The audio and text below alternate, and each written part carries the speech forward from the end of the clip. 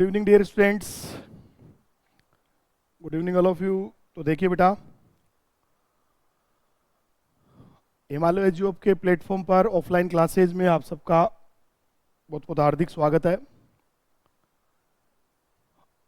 मैं doctor CP Sharma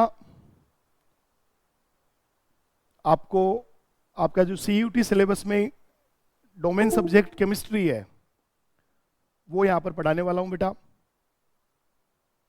और crash course में हमें बहुत क्विक दोनों चीजें सीखनी होती है, थ्योरी प्लस क्वेश्चंस, क्योंकि क्रैश कोर्स से ही मतलब हमें दोनों चीजों को कंप्लीट करने का मतलब एक शॉर्ट टाइम पीरियड है। आप ये मान के चलिए कि मेरे पास 45 डेज है या 60 डेज है, आप अराउंडिंग ये मान के चलिएगा लगभग आपके पास में जो अवेलेबल डेज है वो 40 से 45 से, इससे ज़्यादा दिन आपके पास में अवेलेबल नहीं है।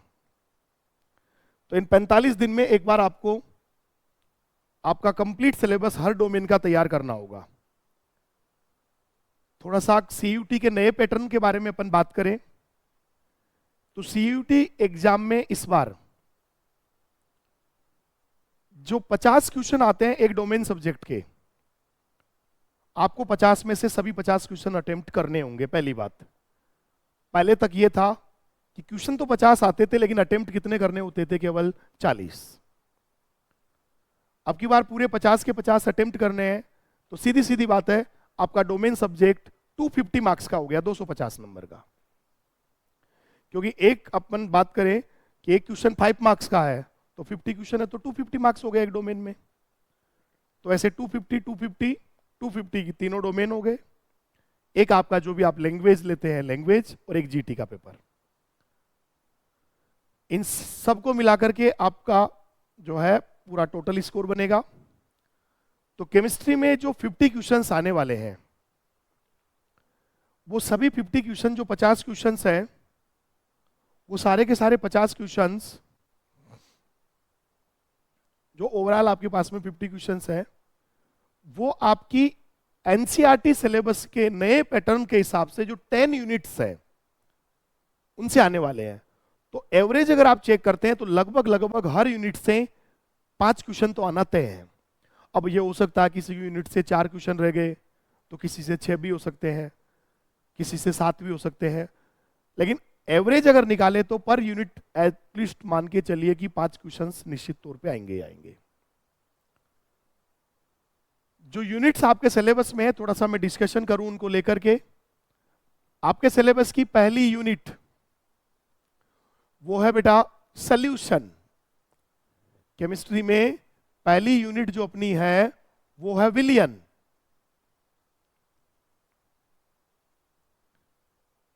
इसके बाद में अगर अपन चर्चा करें बेटा, हमारी सेकेंड यूनिट वो है इलेक्ट्रोकेमिस्ट्री। सेकेंड जो अपनी यूनिट है वो है इलेक्ट्रोकेमिस्ट्री, विद्युत रसायन।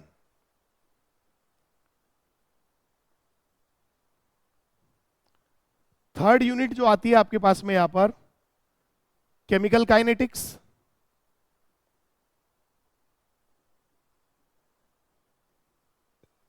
रासायनिक बल गतिकी, केमिकल काइनेटिक्स, रासायनिक बल गतिकी। हाँ जी बेटा देखो, तो तीसरा लेसन अपना रासायनिक बल गतिकी, केमिकल काइनेटिक्स। चौथी यूनिट की बात करें तो वो है बेटा D and F block elements, D block and F block elements, D block और एफ ब्लॉक के तत्व। पांचवी यूनिट जो है बेटा वो है कोऑर्डिनेशन कंपाउंड्स, उपसह संयोजक यौगिक, उपसह संयोजक यौगिक। इसमें पहले 3 जो लेसन है वो आपके फिजिकल केमिस्ट्री, भौतिक रसायन से रिलेटेड है। अगले जो 2 लेसन है वो इनऑर्गेनिक केमिस्ट्री से रिलेटेड है। ठीक है, तो आपके यहाँ पर दो चीजें हो गई, ये तो हो गए फिजिकल और इनऑर्गेनिक के लेसन, और ये वर्तमान में जो नई एनसीईआरटी आई है उसकी पहली बुक के लेसन है। दो पार्ट में बांट रखा है वैसे, एक फर्स्ट बुक और सेकंड बुक। तो ये जो मैंने आपको बताया ये फर्स्ट बुक का सिलेबस है। अगर अपन चर्चा करें सेकंड बुक में, तो जो 6th यूनिट छठा चैप्टर आएगा अपना, वो है बेटा एल्काइल एंड अराइल एलाइड। जो अगला यूनिट है वो है एल्किल एलाइड एवं एरिल एलाइड। एल्किल एवं एरिल हलाइड। उसके बाद में जो 7th वन यूनिट है बेटा, वो है अल्कोहल, फिनॉल और ether. Same as it is आपका इंग्लिश में जो नेम है वही हिंदी में भी है, same as it is.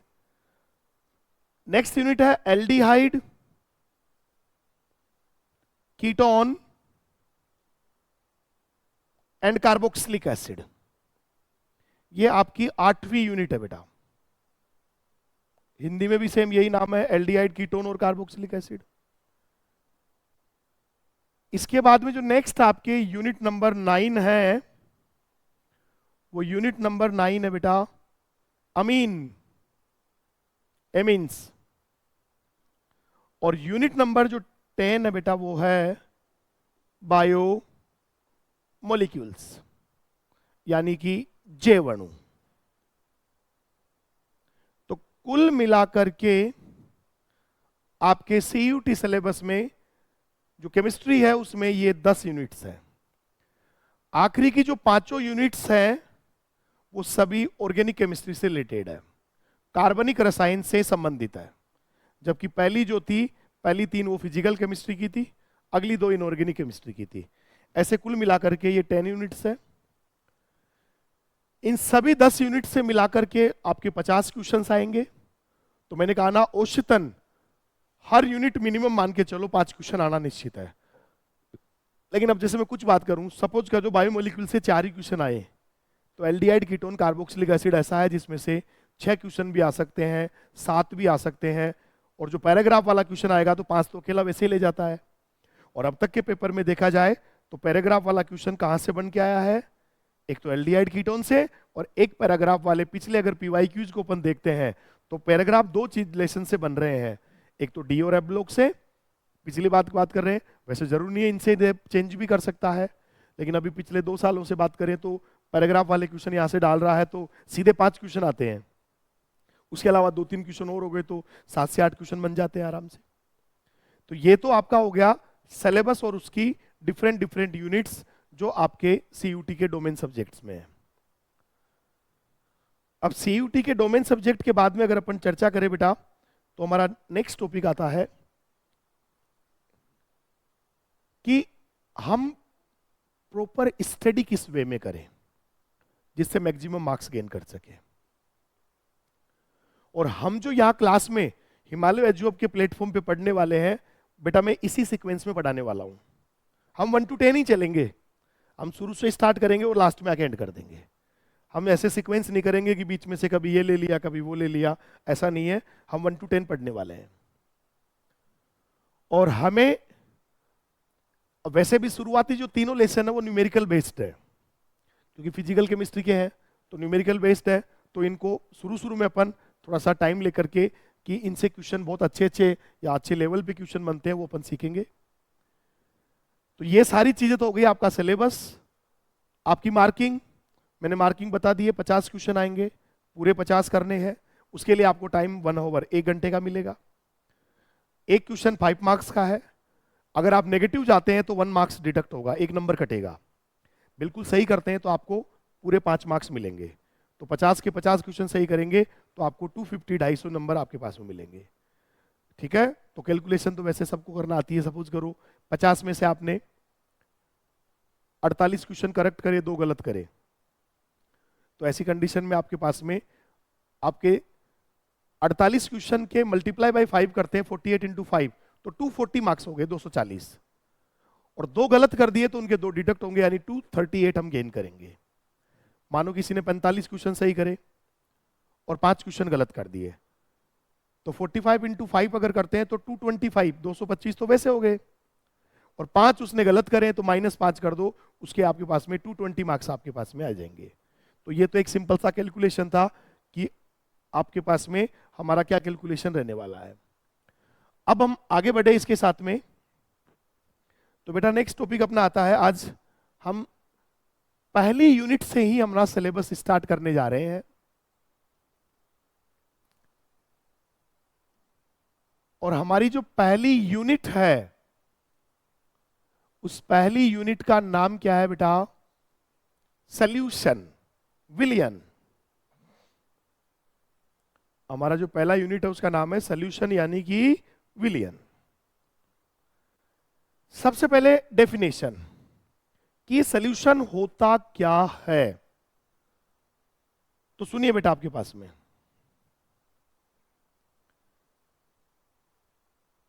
The homogeneous mixture of solute and solvent, विलय और विलायक का समांगी मिश्रण। अगर हम बात करें सॉल्यूशन की, विलियन की,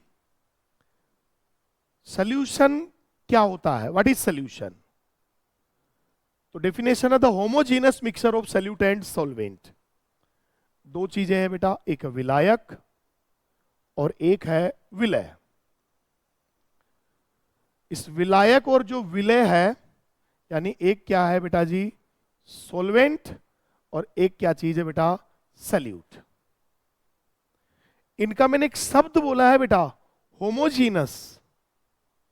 हमें इसका मीनिंग भी आना चाहिए कि इस होमोजीनस का मतलब होता क्या है, जिसका हिंदी जो टर्म है बेटा वो है समांगी।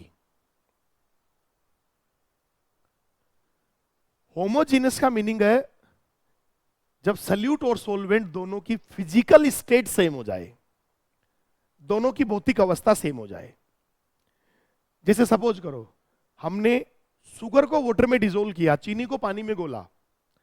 आप सबको पता है बेटा शुगर जो है, चीनी जो है वो सॉलिड है, और जो वाटर है, पानी है, वो क्या है? लिक्विड है। लेकिन जब चीनी डिसोल्व हो जाएगी तो चीनी हमें सॉलिड फेज में दिखेगी नहीं।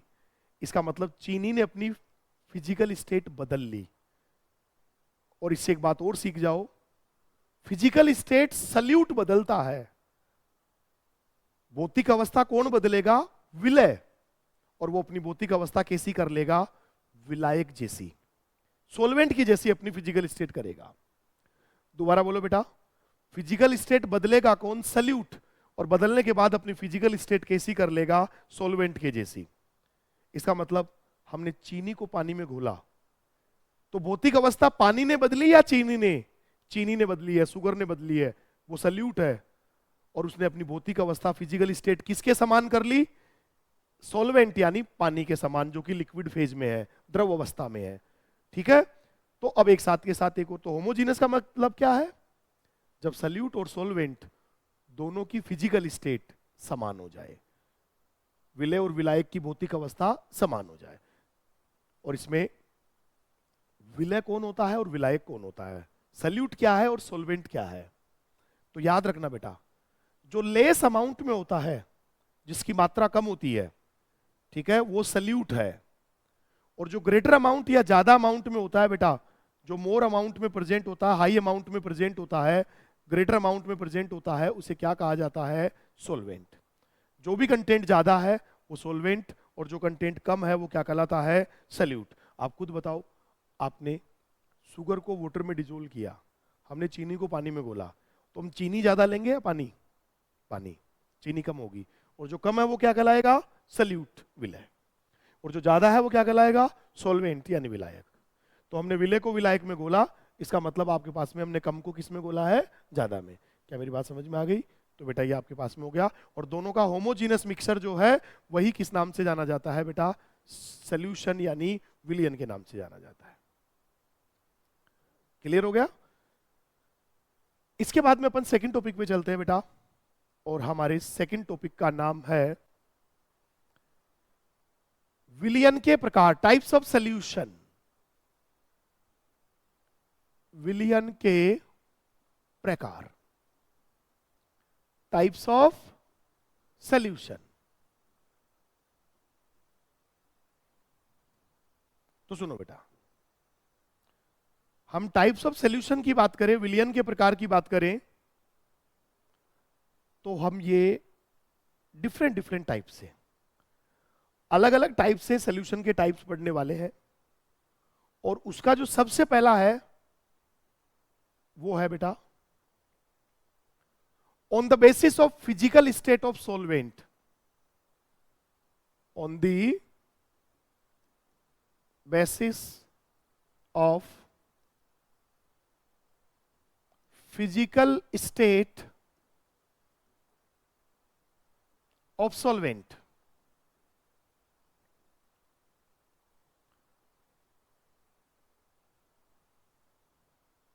विलायक की भौतिक अवस्था के आधार पर, विलायक की भौतिक अवस्था फिजिकल स्टेट के आधार पर, फिजिकल स्टेट ऑफ सॉल्वेंट, विलायक की भौतिक अवस्था तो तीन ही तरह की हो सकती है, या तो सॉलिड होगी, या लिक्विड होगी, या गैसियस होगी। तीन के अलावा चौथी तो कोई फिजिकल स्टेट होती ही नहीं है। होने में तो बोलते हैं प्लाज्मा, वो साइंस तीन, बट वो तो फील करने लायक स्टेट्स नहीं है, हमें दिखाई नहीं देती, हम फील नहीं कर सकते उनको। जो इसे महसूस कर सकते हैं, जो देख सकते हैं, वो तो तीन स्टेट होती है, ठीक है, सॉलिड, गैस और लिक्विड। इसका मतलब सॉल्यूशन के भी तीन टाइप्स हो गए। सबसे पहला जो टाइप है बेटा वो क्या हो गया, जिसका नाम है सॉलिड सॉल्यूशन,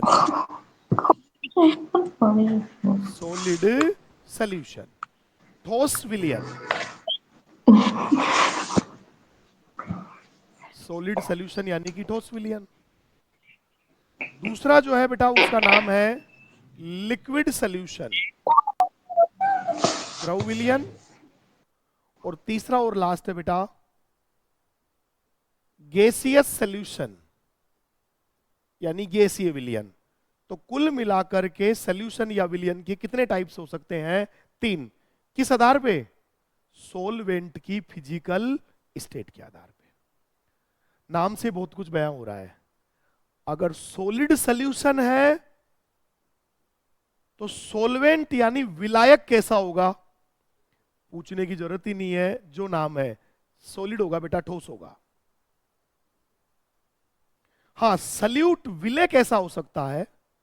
जो सल्यूट है विलय जो कम होता है वो गैस भी हो सकता है, वो लिक्विड भी हो सकता है और वो सॉलिड भी हो सकता है। गैस, द्रव, ठोस कैसा भी हो सकता है, लेकिन कन्फर्म विलायक कैसा होगा बेटा जी? सॉलिड यानी ठोस अवस्था में होगा, क्योंकि नाम ही सॉलिड सॉल्यूशन है। ऐसे ही इसमें विलायक कैसा होगा बताओ? द्रव, लिक्विड। जबकि विलय कैसा हो सकता है बेटा? गैस भी हो सकती है, लिक्विड भी हो सकता है और सॉलिड भी हो सकता है। बताओ जी बेटा, सेकंड लाइन भी समझ में आ गई कि नहीं आ गई है? तीसरा और लास्ट गैसियस सॉल्यूशन, जिसमें सोलवेंट कैसा होगा? गैसियस।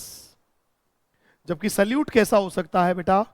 गैस, लिक्विड और सॉलिड। तो कुल मिलाकर मुझे बताइए, ऑन द बिहाफ ऑफ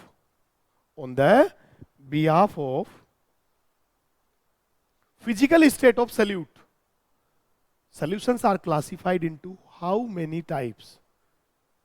तो आपके पास में आंसर आने वाला है, solutions are classified into 3 types. Which 3?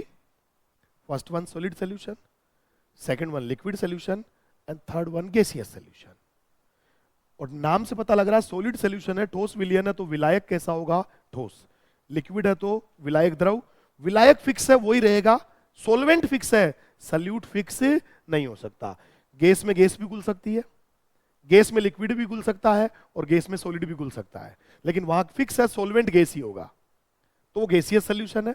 Solvent liquid है, सल्यूट कैसा भी हो, गैस, लिक्विड, सॉलिड, तो वो लिक्विड सॉल्यूशन है। और सोलवेंट अगर सॉलिड है तो फिर कौन सा सॉल्यूशन है? सॉलिड सॉल्यूशन है। बताओ, पहला क्लासिफिकेशन समझ में आ गया सबके?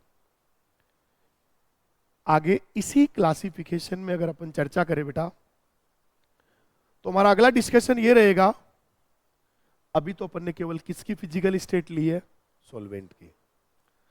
अगर हम सोलवेंट के साथ साथ सल्यूट की भी फिजिकल स्टेट ले लें, सोलवेंट के साथ साथ किसकी, सल्यूट की भी फिजिकल स्टेट ले लें, तो सॉल्यूशन 3 नहीं 9 टाइप्स का हो जाएगा।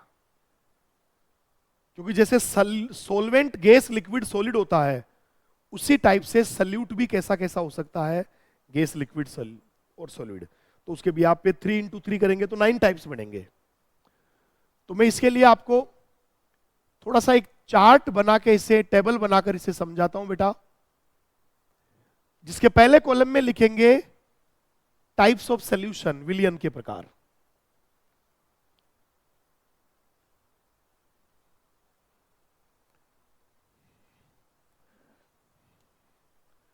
दूसरे कॉलम में लिखेंगे बेटा फिजिकल स्टेट ऑफ सॉल्वेंट, विलायक की भौतिक अवस्था। फिर लिखेंगे बेटा फिजिकल स्टेट ऑफ सल्यूट, विलय की भौतिक अवस्था। और आखिरी में इसके क्या सीखेंगे बेटा, एग्जाम्पल्स। लास्ट में इसके क्या सीखेंगे, एग्जाम्पल्स। तो कुल मिलाकर हमें ये 4 चीजें इसमें सीख जानी है। तो देखो सॉल्यूशन तो 3 ही प्रकार के होते हैं। पहला कैसे लिख लो ऑर्डर में चाहे, गैसियस सॉल्यूशन। पहला कौन सा टाइप है बेटा जी, गैसियस सॉल्यूशन, गैसीय विलयन। दूसरा प्रकार कौन है बेटा, लिक्विड सॉल्यूशन यानी कि द्रव विलयन। और तीसरा और आखिरी सॉलिड सॉल्यूशन यानी कि ठोस विलयन। बात समझ में आ गई। तो सॉल्यूशन के टाइप तो बेटा 3 ही है। पहला आ जाओ जिसका क्या नाम है, गैसियस सॉल्यूशन, गैसीय विलयन। कहने की जरूरत ही नहीं है, अगर गैसियस है तो सोल्वेंट तो गैस ही होगा, सोलवेंट तो कंफर्म क्या होगा, गैस। सल्यूट क्या हो सकता है, गैस भी। दूसरा, गैस के साथ लिक्विड भी हो सकती है। और तीसरा, गैस के साथ सॉलिड भी हो सकता है। लेकिन इन सभी तीनों टाइप्स को हम किस कैटेगरी में रखेंगे, gaseous, because the physical state of solvent is gaseous. अगर विलायक की भौतिक अवस्था गैस है तो ये सभी गैसीय विलयन कहलाएंगे। सेकंड अपने आप ही समझ में आ गया। निश्चित बात है कि विलायक की भौतिक अवस्था तो कैसी रहेगी बेटा, विलायक की भौतिक अवस्था तो लिक्विड है, द्रव है, कन्फर्म है, द्रव ही रहेगी। लेकिन आपका जो विलय है, जो सल्यूट है, वो गैस भी हो सकता है, वो लिक्विड भी हो सकता है, और वो सॉलिड भी हो सकता है। बताओ समझ में आ गई। आखिरी और तीसरा सॉलिड सॉल्यूशन, तो नाम से पता लग रहा है विलायक तो कंफर्म सॉलिड यानी ठोस है। विलय जो होगा वो आपके पास में तीनों में से कैसा भी हो सकता है, गैस भी हो सकता है, लिक्विड भी हो सकता है, और सॉलिड भी हो सकता है।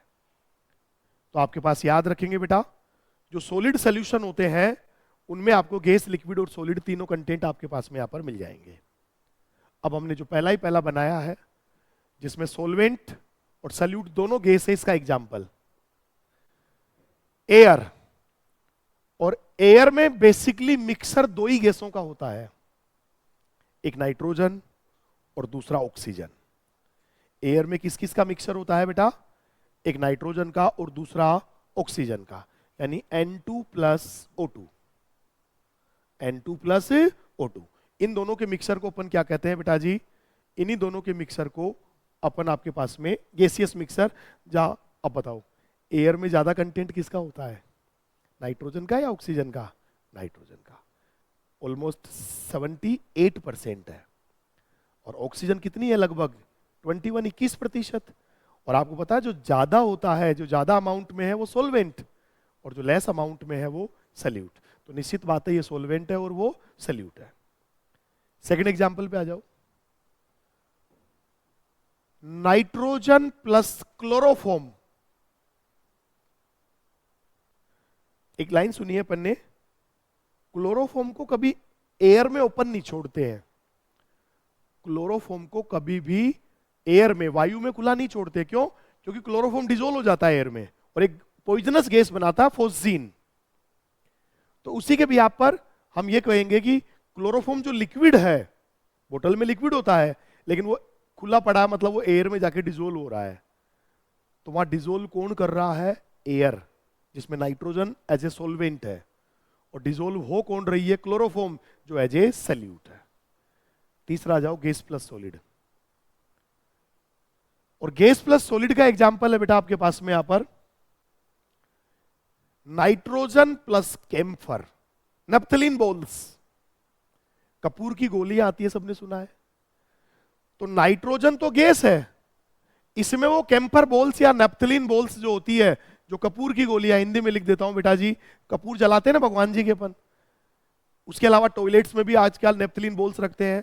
हम कपड़ों में भी स्मेल नहीं आए इसलिए नैप्थलीन बॉल्स, कपूर की गोलियां रख देते हैं। और आप गौर करके देखना, वो पड़ी पड़ी कपूर की गोलियां महीने 6 महीने में अपने आप गायब हो जाती है। गायब होने का मतलब है कि वो एयर में डिसोल्व होती जा रही है वहां पर आपके पास में, यानी नाइट्रोजन में डिसोल्व हो रही है।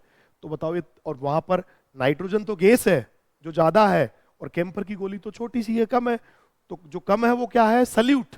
और जो ज्यादा गैस नाइट्रोजन है वो क्या है? सोलवेंट। आपके सीयूटी में क्वेश्चन कैसे आ सकता है कि नैप्थलीन बॉल्स एयर में डिसोल्व हो गई, तो वहां सोलवेंट और सल्यूट की फिजिकल स्टेट बताओ। तो सोलवेंट तो वहां पर गैस है और सल्यूट वहां पर सॉलिड है, ठीक है। और सोलवेंट अगर गैस है तो फिर सॉल्यूशन का नाम भी क्या होगा? गैसियस। तो बताओ गैसियस के तीनों एग्जांपल समझ में आ गए कि नहीं आ गए? सेकंड आता है लिक्विड सॉल्यूशन। और लिक्विड सॉल्यूशन की बात करें बेटा, द्रव विलयन की बात करें, तो सोलवेंट तो होगा लिक्विड यानी द्रव। सल्यूट या विलय कैसा हो सकता है? गैस भी हो सकती है, लिक्विड भी हो सकता है और सॉलिड भी हो सकता है, यानी विलय कुछ भी हो सकता है। तो सबसे पहले लिक्विड गैस का एग्जांपल आपको पता है बेटा, कोल्ड ड्रिंक। आप देखते हो कोल्ड ड्रिंक की बोतल में लिक्विड ज्यादा है और गैस कम है। दूसरा एग्जांपल, जो एक्वाटिक स्पीसीज है, जलीय प्रजातियां हैं, मछली वगैरह है, वो पानी में श्वास लेती है कि नहीं लेती है? इसका मतलब पानी में ऑक्सीजन घुली हुई है। तो वहां पर वाटर जो है H2O, वो तो लिक्विड है लेकिन उसमें डिसोल्व कौन हो रखी है? ऑक्सीजन, वो गैस है। तो वाटर प्लस ऑक्सीजन किसका एग्जांपल हो गया? लिक्विड गैस का। या सोलवेंट यानी विलायक द्रव है और विलय गैस है। इसकी जगह आप वाटर प्लस CO2 भी लिख सकते हो। जो कोल्ड ड्रिंक होती है, उस कोल्ड ड्रिंक में बेटा वाटर में CO2 मिलाते हैं। सेकंड आ जाओ, लिक्विड लिक्विड, द्रव द्रव। और इसका एग्जांपल तो सबको पता है, पैक बनाते हैं ना, तो पैक में क्या लेते हैं बताओ? सोलवेंट भी क्या है? लिक्विड। और जो दवाई मिलाई अपन ने इथेनॉल, वो भी क्या है? लिक्विड। तो लिक्विड प्लस लिक्विड का एग्जांपल कौन हो गया बेटा जी? Water plus ethanol. मैं बेटा नियम से लिख रहा हूं, क्योंकि नियम यह है पैक बनाते समय वाटर का रेशियो ज्यादा होना चाहिए, इथेनॉल का रेशियो कम होना चाहिए। लेकिन हमारे हिंदुस्तान में ऐसा थोड़ी ना होता है। हमारे तो बोले इसको ज्यादा रखो, इसे क्या बनाओ? सोलवेंट, इसे क्या रखो? सल्यूट। बाकी रेशियो में आपके पास आप ध्यान रखें। अब देखो एग्जैक्टली बात करें तो ये सोलवेंट है और ये सल्यूट है, लेकिन अब कहीं तो नीट भी लेना पसंद करते हैं कि मिलाओ मत आपके पास में, ठीक है। तो सबके अलग अलग आनंद होते हैं। बाकी यहां पर आप देखेंगे तो दोनों चीज लिक्विड है। तो ये आपका कौन सा सोल्यूशन हो गया? लिक्विड सोल्यूशन, जिसमें सोलवेंट विलायक भी लिक्विड है और सल्यूट विलय भी लिक्विड है। लास्ट और अगला एग्जांपल, लिक्विड सॉलिड। इसके तो अथाह एग्जांपल्स जानते हो आप। आपने पानी में चीनी घोली, तो सोलवेंट तो वाटर है क्योंकि वो डिसोल्व करता है, और चीनी सल्यूट है जो डिसोल्व होती है, और चीनी कैसी होती है? सॉलिड। ये बात अलग है, घुलने के बाद में चीनी भी कैसी हो जाएगी? लिक्विड। वो तो कंफर्म है, सब में ऐसा ही होता है। जो सल्यूट होता है वो अपनी भौतिक अवस्था, फिजिकल स्टेट को किसके समान कर लेता है? सोलवेंट। तो आप यहां पर वाटर प्लस शुगर लिख सकते हो, वाटर प्लस नमक NaCl लिख सकते हो, वाटर प्लस आप यहां पर और ग्लूकोज लिख दो, कोई भी कंटेंट लिख दो, तो लिक्विड में सॉलिड का एग्जांपल हो जाएगा। बताओ आपके 9 टाइप्स में से कितने टाइप्स फिनिश हो चुके हैं? 6। पहला सोल्यूशन गैस गैस, जिसका एग्जाम्पल था N2 प्लस O2। दूसरा gas liquid N2 plus chloroform. तीसरा gas solid nitrogen plus camphor या नेप्थलीन बोल्स कपूर। अगला liquid gas water plus oxygen या कोल्ड ड्रिंक प्लस ऑक्सीजन या water plus CO2। Liquid liquid में एग्जाम्पल वाटर प्लस इथेनॉल, और liquid solid का example water plus sugar या water plus salt NaCl। अगला आ जाओ लास्ट और आखिरी टाइप का सोल्यूशन सॉलिड सोल्यूशन ठोस विलयन। अगर विलयन ठोस है तो कंफर्म है विलायक तो कैसा होगा? ठोस ही होगा बेटा। लेकिन सल्यूट विलय कैसा हो सकता है? गैस भी, लिक्विड भी, सॉलिड भी। सबसे पहले सॉलिड और गैस का एग्जांपल। बड़ा अजीब लगता है कि यार घोलने वाला तो सॉलिड है, हम तो क्या जानते हैं हमेशा कि घोलने वाला तो लिक्विड ही होता है। ऐसा नहीं है, घोलने वाली गैस भी हो सकती है, घोलने वाला लिक्विड भी हो सकता है, और घोलने वाला सॉलिड भी हो सकता है। अब घोलने वाला सॉलिड है और घुलने वाली कौन है? गैस। इसका सबसे परफेक्ट एग्जांपल है पैलेडियम की सरफेस पर हाइड्रोजन गैस का डिसोल्व होना। आपने 3 कैटलिस्ट के नाम सुने हैं, Ni, Pt, Pd। निकल, प्लेटिनम, पैलेडियम, तीनों ही सॉलिड है, और उसकी सरफेस पर कौन एब्जॉर्ब होगा बेटा? तो हाइड्रोजन सॉलिड की सरफेस पे डिसोल्व हुआ है, तो वो कौन सा सोल्यूशन बनाएगा? Solid solution. नेक्स्ट आता है solid plus liquid. Sodium amalgam, बहुत अच्छे से इस पे स्टार लगा लेना, CUET के लिए बड़ा फेमस क्वेश्चन है ये। सोडियम अमलगम में सोलवेंट कौन है और सल्यूट कौन है? विलायक कौन है और विलय कौन है? मैंने जितने भी एग्जाम्पल लिखे ना, उसमें पहले जो लिखा हुआ है वो सोलवेंट है, और बाद में जो लिखा है वो सल्यूट है। और अगर अपन यहां से डिस्कशन करें बेटा, तो सबसे पहले तो बताओ सोडियम अमलगम का एग्जाम्पल मैंने किस में दिया आपको? सॉलिड सोल्यूशन में। तो कंफर्म है सोलवेंट तो सॉलिड होगा। और पता है मरकरी को कौन नहीं जानता?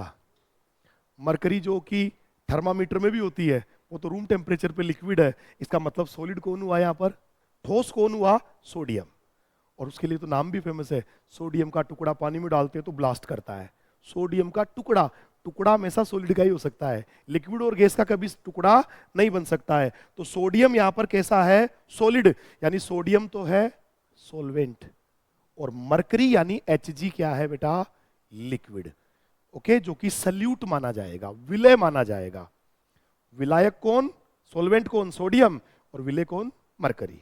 लास्ट और आखिरी एग्जांपल, घोलने वाला भी सॉलिड हो और घुलने वाला भी सॉलिड हो, और इसका सबसे परफेक्ट एग्जांपल है अलोई। मिश्र धातुएं, जैसे पीतल, जिसे अपन कहते हैं ब्रास। ब्रास में क्या है? Copper plus zinc. पीतल 2 धातुओं से मिलकर बनी है, एक कॉपर और एक जिंक। कितनी भी आंखें फाड़ फाड़ के देख लो, आपको पीतल के बर्तन में कभी ऐसा नहीं लगेगा कि इधर कॉपर है और इधर जिंक है, क्योंकि दोनों होमोजीनियसली मिक्स है। और आपको मैंने कहा ना, हम विलयन कहते ही किसे हैं? हम विलयन कहते हैं बेटा विलय और विलायक का कैसा मिश्रण? समांगी, homogeneous mixture of solute and solvent. Homogeneous का मीनिंग ही यही था कि विलय अपनी भौतिक अवस्था कैसी कर ले? विलायक जैसी। इसका मतलब कॉपर और जिंक सेम हो जाएंगे। इसीलिए आपके पास में पीतल किसका एग्जाम्पल हुआ बेटा? ब्रास इसका एग्जाम्पल हो गया। और बोलो ब्रोंज, कांसा। घर पे पीतल के भी बर्तन होते हैं और कांसे के भी होते हैं। पीतल ब्रास और कांसा ब्रोंज। ब्रोंज का तो नाम सुना, कांस्य पदक, bronze medal. Copper plus tin, किससे? ये तो ब्रास तो किससे बना? Copper plus zinc. जो ब्रास था बेटा, ये तो किससे बना आपके पास में? कॉपर प्लस जिंक से। और अगर अपन बात करें बेटा किसकी? ब्रोंज की, तो वो किससे मिलकर बनेगा बेटा? कॉपर प्लस टिन से। और एग्जाम्पल की बात करें, स्टील। किसकी बात कर रहे हैं बेटा जी? स्टील। स्टील किसका एग्जाम्पल है? आयरन का, जिसके साथ क्रोमियम और निकल होते हैं। आयरन के साथ कौन कौन सी मेटल हो सकती है? क्रोमियम, निकल, मोलिब्डेनम, टंगस्टन। जैसे अभी अभी आवाज आ रही है कटर की, ये जो कटर बना है ना, जो उस पे लगा हुआ है, वो टंगस्टन के साथ बनाया है, क्योंकि टंगस्टन हार्डेस्ट मेटल है। तो वो स्टील क्यों लेते हैं यूज? हार्डनेस के लिए तो यूज आ रही है स्टील। दो फायदे स्टील के, एक कोरोजन नहीं होता, जंग नहीं लगता, रस्टिंग नहीं होती है, और दूसरा फायदा हार्ड होती है। आयरन में एक प्रॉब्लम है, एक तो रस्टिंग होती है और उतना हार्ड भी नहीं है। जितना लोहे का पाइप है, अगर उतनी थिकनेस का स्टील लोगे तो स्टील ज्यादा मजबूत तो घूमेगा नहीं। लोहे को आप घुमा दोगे, स्टील नहीं मुड़ सकता आपके पास। और लाइट वेट और होता है, वजन में कम, और हार्डनेस या जो स्ट्रेंथ है वो उसमें ज्यादा। अलॉय बनाते इसलिए हैं, मेटल्स में कुछ कमियां हैं, उन्हें सुधारने के लिए 2 या 3 या 4 मेटल को मिक्स करके नई मेटल तैयार कर रहे हैं। और आजकल तो अलॉय का ही जमाना है। आप एरोप्लेन्स देखो, अभी आपने कल के पेपर में पढ़ा है कि सुनीता विलियम्स और उसके साथ के कैंडिडेट वापस लाए गए हैं, और टेम्परेचर 2000 डिग्री सेल्सियस हो गया था। कितने डिग्री सेल्सियस? उनका जो वो भी एस्ट्रोनॉट्स के लिए जो उनका प्लेन बनाया गया था, जिसका नाम भी एक्स ही था, मिस्टर एलन मस्क के बेटे के नाम पे उसका नाम दिया हुआ था। तो 2000 डिग्री सेल्सियस पे तो अच्छी अच्छी चीज मेल्ट हो जाए, इसका मतलब वो नॉर्मल मेटल नहीं है। वो कई सारी मेटल को मिक्स करके ऐसी अलॉय बनाई गई है जो हाई टेम्परेचर को भी सहन कर सकती है। और अलॉय किसके एग्जाम्पल होते हैं? सॉलिड प्लस सॉलिड के। ठीक है, उसी तरह से आप ग्लास भी लिख सकते हो, कलर्ड ग्लासेज, रंगीन कांच। अपन देखते हैं टेबल पे पेपर वेट रखा होता है, उसमें ग्लास के अंदर कुछ डिजाइन्स है, तो ग्लास में जो कलर मिक्सिंग होती है वो सॉलिड प्लस सॉलिड को मिक्स करके बनाई जाती है। तो वो भी आपके पास में क्या कहलाती है बेटा? सॉल्यूशन कहलाती है। तो कुल मिलाकर मुझे बताइए आपके पास में, अगर हम चर्चा करें बेटा कि सॉल्यूशन कितने टाइप के होते हैं, तो टोटल सॉल्यूशन के टाइप्स की बात करें तो 3 टाइप्स के हैं। लेकिन एज इट इज अगर दोनों की फिजिकल स्टेट लेवें तो फिर 3 नहीं, बल्कि सॉल्यूशन के टाइप कितने हो जाते हैं बेटा? आपके पास में सॉल्यूशन के टोटल टाइप्स कितने हो जाते हैं? 9। Gas gas, gas liquid, gas solid, liquid gas, liquid liquid, liquid solid, solid gas, solid liquid और सॉलिड सॉलिड। विथ एग्जांपल समझ में आ गए? सभी नो के नो टाइप के सॉल्यूशन के टाइप्स फिनिश। ठीक है, अगला टॉपिक इसके बाद में आता है इसी में,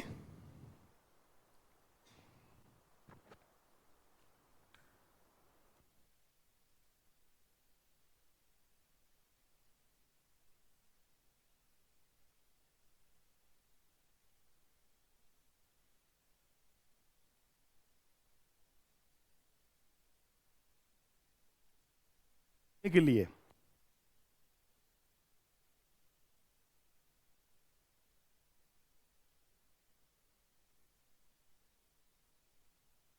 उसके लिए उसमें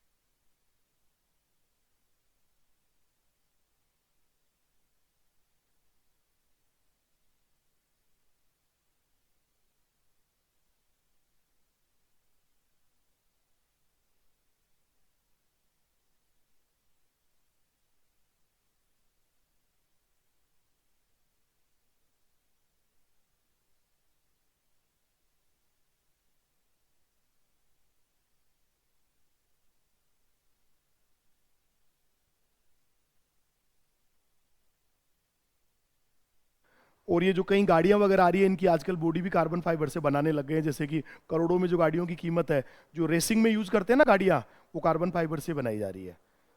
तो कार्बन फाइबर एक ऑर्गेनिक मटेरियल है, कार्बन तो वैसे आता ही है, उसी के साथ में मेटल को मिक्स करके अलॉय बनाया जा रहा है।